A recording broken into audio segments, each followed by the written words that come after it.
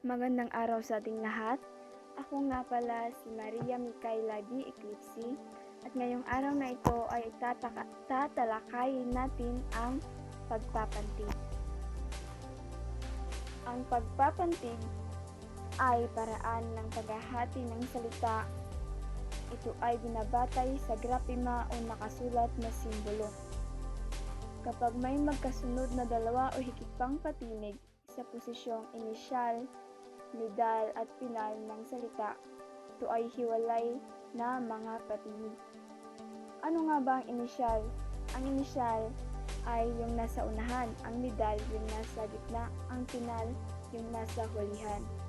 Tandaan natin to, magkasunod na dalawa o higit pang patinig na nasa inisyal, nidal at pinal, ito ay hiwalay na mga patinig.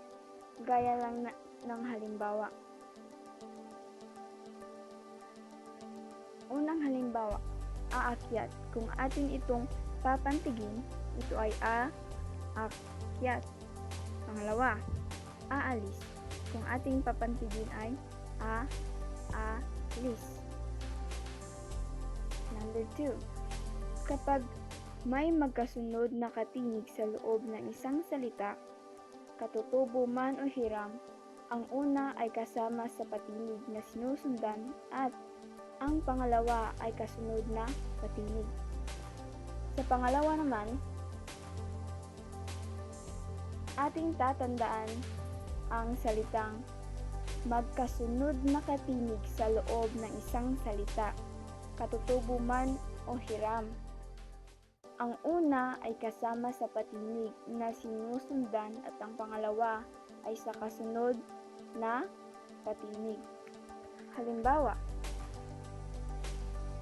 sa salita aklat, kung ating papantigin ay aklat. Sunod, bunso, bonso. Isda, isda. Usbong, osbong. Yan ang halimbawa. Pangatlo, kapag may magkasunod na katinig sa loob ng isang salita, katutubo man o hiram, ang una ay kasama sa patinig na sinusundan at ang pangalawa ay kasunod na patinig. Sa pangatlo naman, ating tatandaan ang magkasunod na katinig sa loob ng isang salita, katutubo man o hiram. Ang una ay kasama sa patinig na sinusundan at ang pangalawa ay kasunod na patinig. Halimbawa, eksperto, kung ating itong papantigin ay magiging eksperto. Pangalawa, transformer, magiging transformer. Ekskomunikado, ekskomunikado. Transportasyon, transportasyon. Pang-apat, kapag ang una sa tatlong magkasunod na katinig ay M o N at ang kasunod na dalawa ay alinman sa B, L, DR, DR, PL, PR, ang unang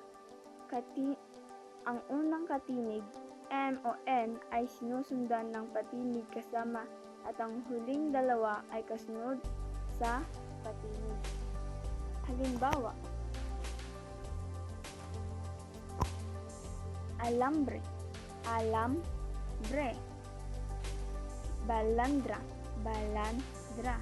Makikita natin na ang M ay sinusundan ng BR at ang N ay sinusundan ng BR. Empleyado, empleyado. Ang M ay sinusundan ng PL. Control, control. Ang N ay sinusundan ng PR. Tempo, ang tempo ay sinusundan ng ang M ay sinusundan ng PL. Panglima, kapag may dapat na magkakasunod na katinig sa loob ng isang salita, ang unang dalawang katinig ay kasama sa patinig na sinusundan at huling dalawa ay sa patinig na nakasunod. Halimbawa, extra, extra, eksklusibo, eksplosibo, extradition, extradition, eksplosibo, eksplosibo. At yun na po, maraming salamat. Sana po ay natutunan ninyo ang ating aralin ngayong araw. At sa huli, ako nga pala si Maria Micaela B. Eclipse,